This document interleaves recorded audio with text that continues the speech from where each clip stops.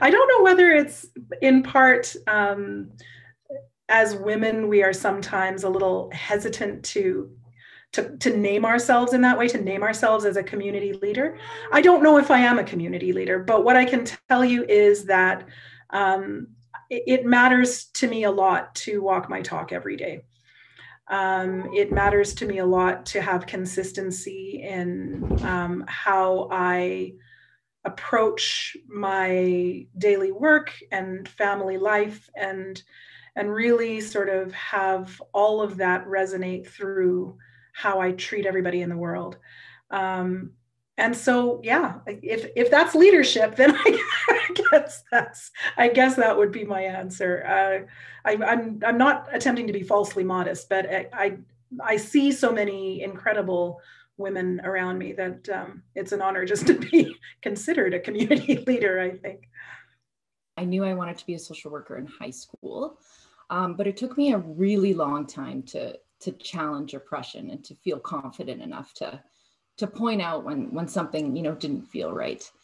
And once you share your learnings with others and you gain that confidence, it's really hard to go back to ignorance. So I definitely, there's just no stopping me, especially when you see that that your work is making a difference. So that's why I'm an activist. I feel inspired by strong female leaders in my life, and I want to do them proud. And, I don't want to let them down.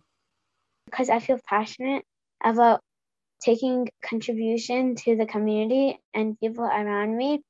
When we first came to Canada 6 years ago, we had a lot of helpful and supportive people. And one way to pay it back is also to help other girls and people through being a leader. Trying to think of why I'm a community leader or activist can be difficult, because it wasn't where I started. It wasn't the purpose of doing it. What drives me is to try and improve things. And I love being part of a team, and I love being collaborative.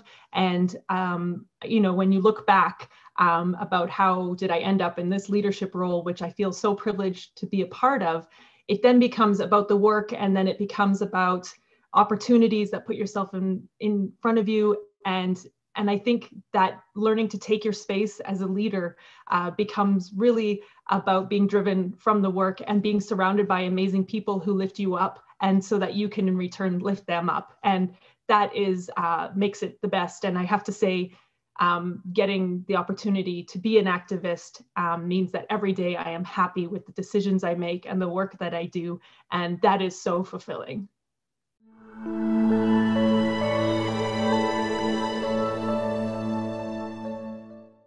To do all that I can do to lead and leave significant and positive change in other girls and people's lives, I gain more respect, more self-confidence, and more motivation to grow as a leader.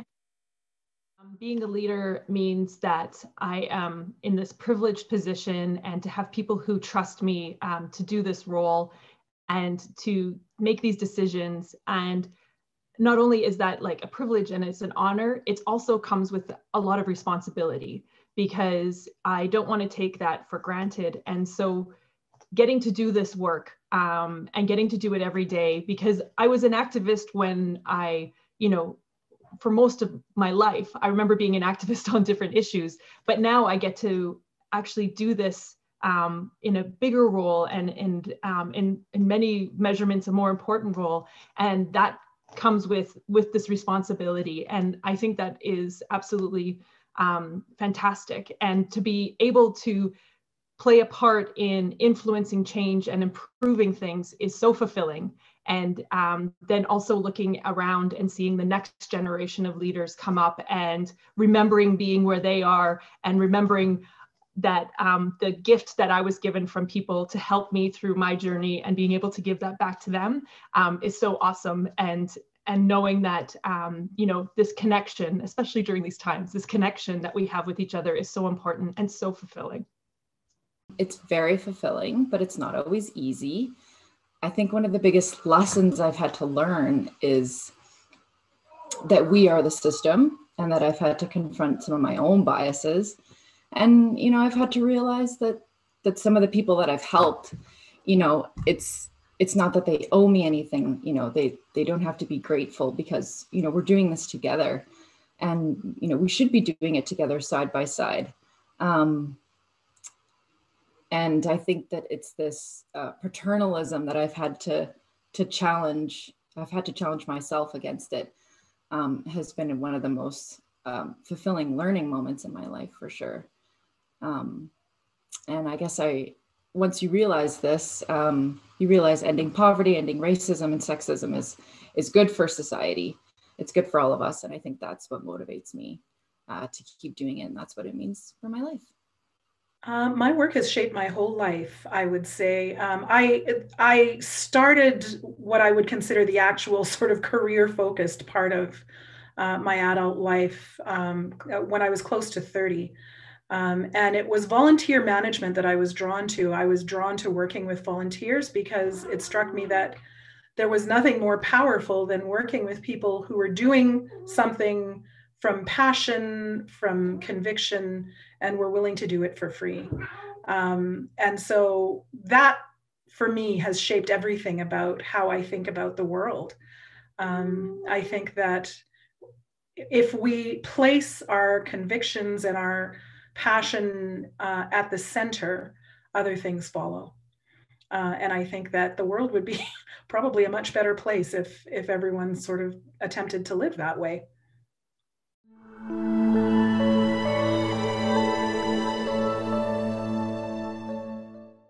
I'd like it to be easier for girls to become environmental activists. I also want to see more girls in higher positions and powerful positions. And I want more girls to be involved in bigger decisions that can change the world. An example is like the New Zealand Prime Minister. I want to see more people like her being powerful and strong and making decisions that can change a whole country. Organizational inclusion is a thing that is near and dear to my heart. I would hope that the one big thing that comes out of it for women is that flexible work environments become an accepted part of how organizations think about their employees. I think that if COVID has demonstrated one thing, it's that we can be flexible if we have to be. And I would like it if people continue to be after they don't have to be. My hope for a post-COVID world is a world that is rebuilt with an intersectional feminist lens. It's about not going back to what wasn't working, but going forward. And that's a world that is robust with public services and expanded healthcare, pharmacare, dentacare. Let's talk about mental health. It's accessible, affordable childcare. It's a more equal society that respects the dignity of work. And that is our physical, our intellectual, our emotional, and our creative labor that will be recognized. And in that, women will be equal and will be respected, and it'll be a fairer and more just world.